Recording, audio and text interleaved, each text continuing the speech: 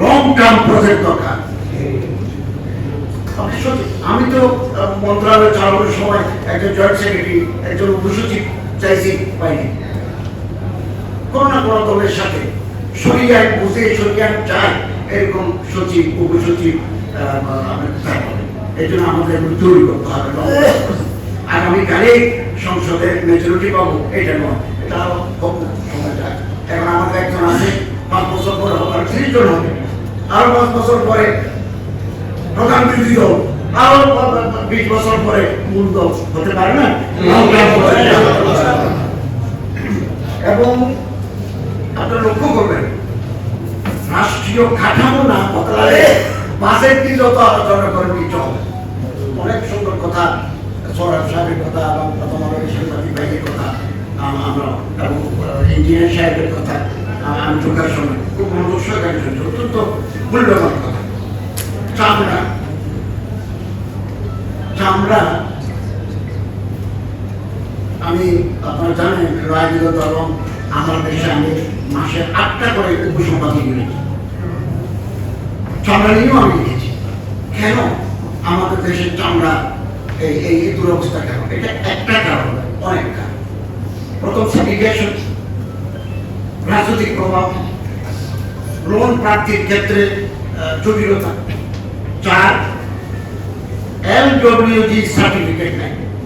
আপনি ভালো করে বুঝবেন, কেবল 5-6টা কোম্পানি LWG সার্টিফিকেট আছে, যারা ইউরোপীয় এলাকায়। পাঞ্জাবের জগতে একটি বিশ্বস্ত নাম, শাবাব এথনিক ওয়্যার। সাম্রাজ্যজাত পণ্য, জুতা, ব্যাগ এগুলো রপ্তানি করতে হয়, এবং আপনি ইউরোপের মার্কেটে ঢুকতেই পারবেন না LWG সার্টিফিকেট ছাড়া।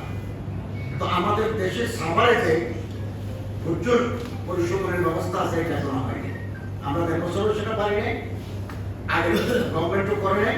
এই গভর্নমেন্ট যদি বাজেটে টাকা রেখে সাভারে চামড়া বর্জ্য পরিশোধনের এটা করে ফেলতে পারে, LWG সার্টিফিকেট যদি আনতে পারে, তাহলে আমাদের চামড়া শিল্প ঘুরে দাঁড়াবে।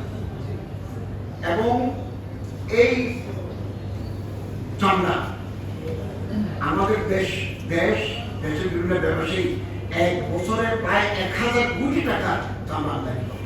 সোজা কথা না, বিরাট মার্কেট, কিন্তু এটা আমরা ধরতে পারছি না। ধরতে না পারলে আরো কারণ আছে। এখন আগের জমানায় ছিল সব চামড়া, এখন আর চামড়া নেই, এখন সিনথেটিক, রেক্সিন, রায়ন। বিদেশে একটা গাছ আছে কক গাছের বাকল, আমাদের দেশের কলা গাছ, আনারসের তন্তু, এগুলো দিয়ে তৈরি হয় চামড়ার বিকল্প। চলুক, এগুলো চলুক, এগুলো তারা বলতেছে যে ইকো বান্ধব, পরিবেশ বান্ধব। কিন্তু আমাদের গভর্নমেন্ট যদি বাজেটে বিশেষ বরাদ্দ রেখে সাভারে এই জুতা শিল্প, চামড়া শিল্পের বিকাশের জন্য দুর্যোগ পরিশোধনের ব্যবস্থা করে নেয়, আন্তর্জাতিক কোম্পানিগুলো যদি বুঝে যায় এখানে এই চামড়াগুলো পরিবেশ বান্ধব, তাহলে আমার মনে হচ্ছে যে বাংলাদেশ চামড়া শিল্পের ক্ষেত্রে এটা কোনো যুগপরিবর্তন সাধন করবে। তো আমি সবাইকে আন্তরিকভাবে অভিনন্দন জানাচ্ছি। আজকে যেমন এটা খুব প্রাণবন্ত আলোচনা হল, প্রায় বাজেট নিয়ে অনেক বিজ্ঞ আলোচনা, বিশেষজ্ঞ সুন্দর বক্তব্য রেখেছেন, আমি তাদেরকে ধন্যবাদ জানাচ্ছি। বাজেট উত্তর আলোচনাটাও আরো বেশি আমাদের করা দরকার। কোন কোন খাতে গভর্নমেন্ট কি দিল, আমাদের কি আবার বাজেট সংশোধন হয়, তো আপনাদের প্রত্যেকে ধন্যবাদ জানাচ্ছি।